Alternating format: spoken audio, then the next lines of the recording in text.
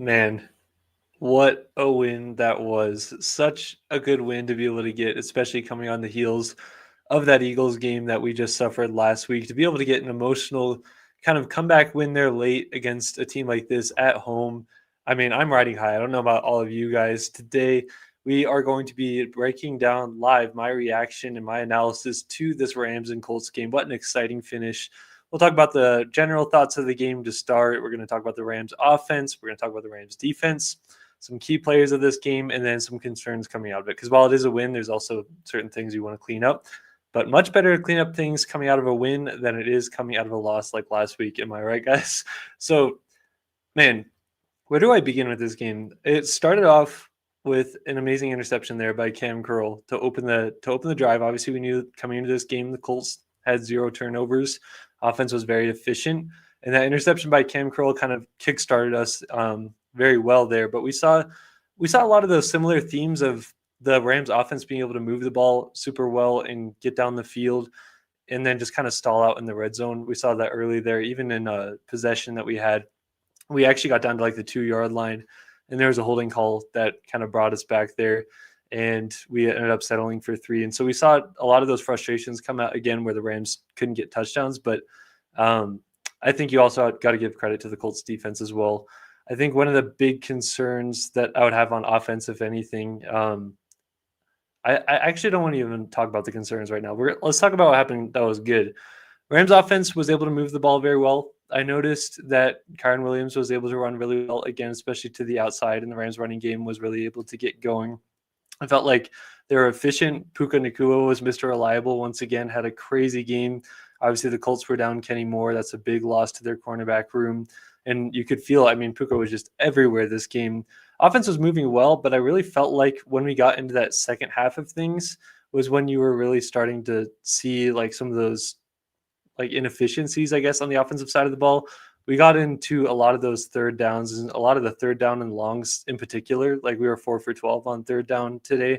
And a lot of that was because whether it be by penalty or whether it be just not moving the ball, we got ourselves into some unfavorable third down situations there, which was where we saw a lot of the offensive struggles kind of coming in here. And then the Colts have a good defensive coordinator in Lou Anarumo, who's able to get us off the field. So what I really felt from the Rams here is we were really dominating this game from start to finish in a lot of ways, and the defense was actually playing really well. Now you have that Adonai Mitchell play where he fumbled it out of the back of the end zone.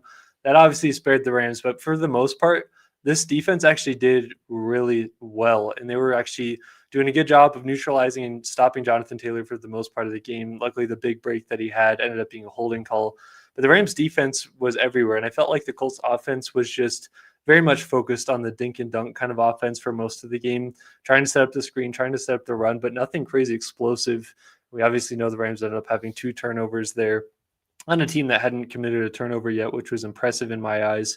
But the Rams defense, yeah, they were doing really well this game. They had a couple of their moments, but the way I see it is the Rams offense and their team in general is built on the offense. That's where they put all their resources. That's where they've allocated a lot of the finances to this team. And while the offense does a good job moving the ball, there was a point in this game from the third to fourth quarter where the Rams offense had 3 different opportunities to put the Colts away by like 2 possessions. And they just kept having 3 and outs and stalling out. And a lot of that, again, goes back to what I was talking about earlier, where the Rams offense would get into these 3rd and 10s and 3rd and 8s and kind of those scenarios, and they would fail to convert. And my question to you guys is, do you think that this Rams offense can be efficient on third down going forward, especially if we have a guy like Puka Nacua going out of the game? Because that was my question. It's like Puka Nacua was everywhere. And if it was third down, it was going to Puka Nacua. We've seen that all year. That one drive that he went out with the injury, we saw the Rams offense again stall on third down. But the third quarter in particular was a big part of that game where I feel like we had so many chances to put the Colts away on offense, and our defense was putting us in really good situations time after time. And the offense just wasn't doing enough. And then eventually the Colts were able to kind of gain that momentum on offense and really put together a good drive with Jonathan Taylor, with Tyler Warren, and get into the end zone. But I love the grit that the Rams showed to be able to come back, put together a long drive. You even saw on like it was either 2nd and long or 3rd and long, we hit Devontae Adams on a corner route to continue the drive. Then you have that Tutu Atwell pass interference to be able to extend the drive. And you saw on that drive to be able to tie the game up with the Rams and Colts at 20-20. You saw a lot of grit by the Rams offense to be able to, even when you make those mistakes, those costly penalties, or you miss a throw or you do this or that, you're able to overcome those with the personnel that you have. And I think the Rams should be able to continue to do that moving forward, just based on all the talent that we have on this roster. I think there's a lot of stuff that the Rams left on the field, but you're happy that they're able to come out with a win, especially in the way that they did. Definitely not taking this win for granted at all. I also acknowledge that the Colts definitely left a lot of things on the field. I talked about that Adonai Mitchell weird play where he just dropped it out of the end zone, spared us a touchdown. You had the Jonathan Taylor touchdown run that was called back due to holding. So both sides of the ball, both teams were definitely making their fair share of mistakes that kind of shot themselves in the foot. But I love how the Rams were able to overcome those things. They were able to use guys like Devontae Adams here, where, yeah, Tutu Atwell had a big game, but also Puka Nacua had a crazy game, and he has all the stats here. Even if we look at his numbers here for Tutu Atwell obviously had, let's see. So Tutu Atwell had the 1 catch for 88 yards. He also drew the pass interference. Puka Nacua, the 13 catches for 170 yards and a touchdown. But Devontae Adams, while he only had 4 catches for 56 yards and a touchdown, I feel like you really felt his presence. And on those key kind of scenarios that the Rams were putting themselves into, that was when Devontae Adams was able to really step up into this game. You saw going into half when we had like 10 seconds, no timeouts left. We were driving inside the Colts 10.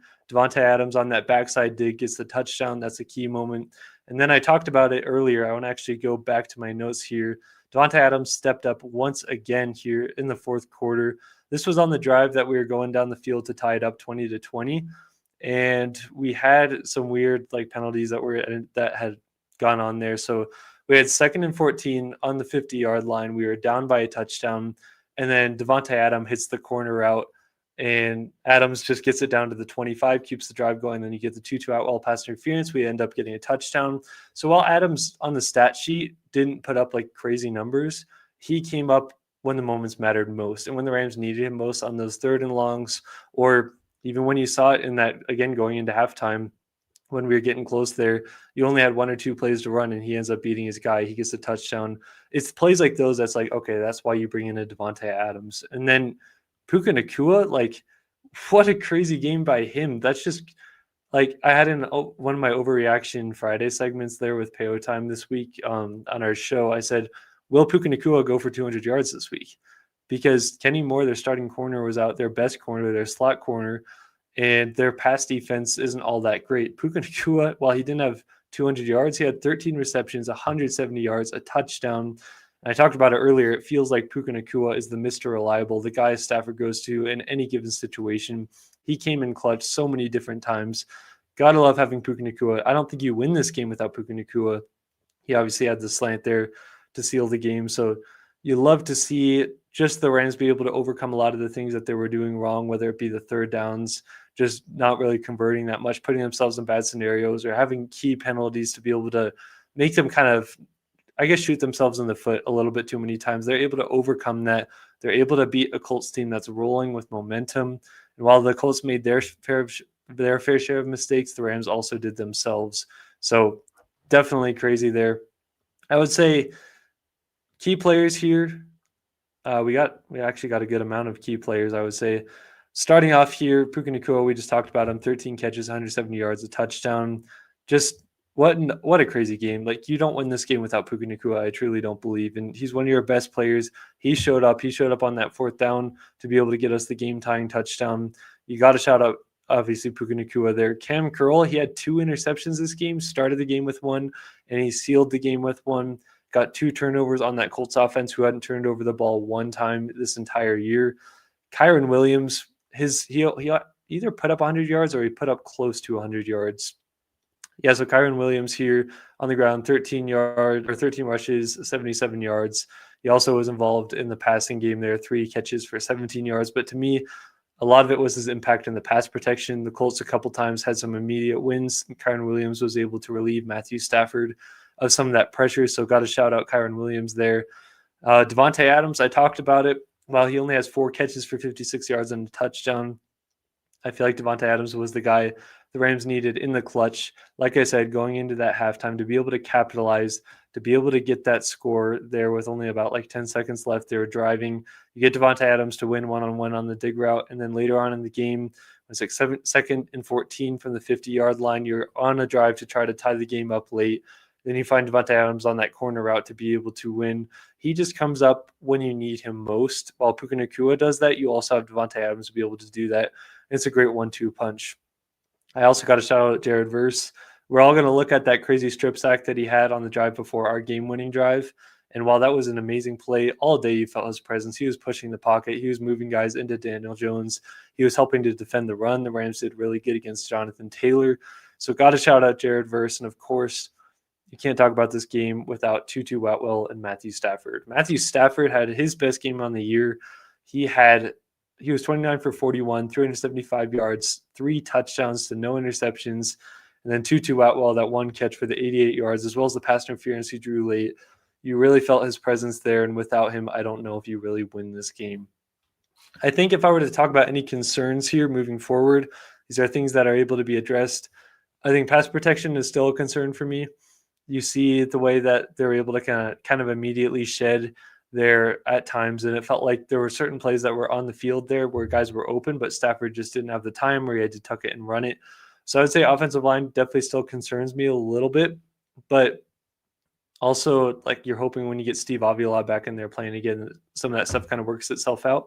But also I would just say the red zone, while it was a little bit improved, we were still struggling in the red zone to turn those into touchdowns. I think we can do that, but for the time being, red zone continues to be a bit of a struggle. And then the third downs today were pretty bad, and we got ourselves in a lot of third and long situations where we just weren't able to convert.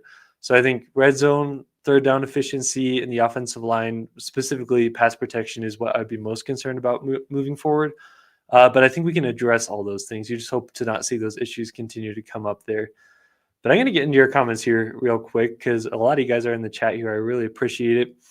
What a game, Asteroid Boss. Yeah, I agree with that. That was a crazy game, emotional game. You love to come out on the winning side of it too, for sure. Gee, I wonder if we should have paid 2-2. I know, right? That's crazy timing. I felt like this is going to be a 2-2 game, to be honest. If you guys watch that Payo Times on my show that we do on Friday nights, I said I feel like Tutu Atwell is going to have at least one of those big, long plays, and it turned out to be the deciding play of the game to be able to give us the lead. What a throw by Matthew Stafford, and even before that, Tutu Atwell pulling that pass interference, that was key. That was huge. Offense should be in 2-minute drill every drive. I agree, and I think something that the Rams found there in that 2-minute drill was the hurry-up offense and the tempo offense that they were doing is really helping to be able to slow down that pass rush, because I think that's what's been a lot of what's slowed down the Rams' passing attack, specifically down the field, is the pass protection just hasn't been great this year. And a lot of that's due to the injuries. But I think when you get into that kind of NASCAR hurry-up offense and you're in that 2-minute mode, I mean, you got a guy who's now had 50 game-winning drives in Matthew Stafford. They were definitely humming there for sure. They clearly lock in. Yeah, for sure. JJ Fording says, I don't have any major concerns. We lost the Super Bowl to the Super Bowl champs in their house, and we just beat a 3-0 team that had punted once in 3 games. We could have played better. Yes, we could have. Yeah, we definitely could have played better, but you love to take away a win, especially in the scenario that you just talked about, the Rams being able to respond after losing to the Super Bowl champions in such a sad way. And to be able to beat a team that was 3-0, that was rolling in a game that you made a lot of mistakes, and they did as well. Definitely not taking that for granted for sure. Tutu saved his rep today. Yeah, he sure did. I'm so happy for Tutu. Also, good thing we paid the Tutu train. Oh, definitely. You can thank Mitchell for this win. Yeah, gosh, if you're a Colts fan, I don't know if you are, Julian, but yeah, that's crazy to have that fumble out of the back of the end zone and then to have that holding call with Jonathan Taylor. I'm sure he's not going to be able to sleep super well tonight. Do we know the status on Versus hand? I don't think we know that yet for sure. He went back in there even after it happened, but hopefully nothing too serious. The problem is the offensive line can't block. I would say specifically in the passing attack, I think they're actually one of the better run blocking groups in the league. And the numbers back that up. The Rams have been able to run it really well. It's the pass protection that is most concerning. But But realistically, we play for first place in the NFC West Thursday night. Let's go Rams! Oh yeah, I'm excited for that game. It's Rams rivalry week this week against the 49ers Thursday night. Got a chance to take that number one spot. Rams W, let's go, Juice Man, let's go. Tutu's totally terrific, terrified, I'm gonna start over on this one. This is a tongue twister. Tutu's totally terrific touchdown terrified their team. That is a tongue twister by Silly Fungi. But I agree, man. I agree. Rams faced multiple situations in which they could have folded, but they stayed resilient, and that's what matters. Definitely agree with you. They made a bunch of mistakes like the Colts did, but like you said, the way to stay resilient, to stay in this game and win this, that's definitely what's most important. Fun game indeed. Puko is on fire. Adams 100. Cam Curl with the 2 interceptions. Winers next week, correct? Yep, Thursday night. Winers are next. Thank you for coming in here, Deuce Falco. Big win, Peo Time. Thanks for coming in, Peo Time. If you guys don't know, we have a show every Friday night talking about the Rams, and he's my co-host on that. Eddie Mitch caused 3 turnovers. Dudes lost that game. Yeah, Adonai Mitchell there. For you as a Colts fan, I don't know what your outlook is on Adonai Mitchell there for the future and just like what's going on there, but he definitely made his fair share of mistakes. It was a crazy catch and run touchdown that he had, and that's what I was worried about against the Rams' smaller cornerbacks this week. But luckily for us, he was able to make one of those kind of like younger player mistakes, and then another one later in the game with the holding. So I also felt like there were a lot of flags on both sides of this game, but I think that the Colts definitely got more of the like huge impact play ones from Adonai Mitchell. Adonai Mitchell is linked. AD Mitch caused 3 turnover. Yeah. Colts defense only had 10 plays on the Rams touchdown. Had 10 plays. Not sure exactly what you mean by that. Adonai Mitchell lost the TD. Yeah. In the moment when that happened, I was like, please let that actually be a fumble. I feel like the Rams were kind of losing momentum at that point. And anytime you can take an entire touchdown off the board, that's definitely a big thing. But definitely, I see what you mean. 10 players on the field on the Tutu Atwell touchdown. I did see that actually.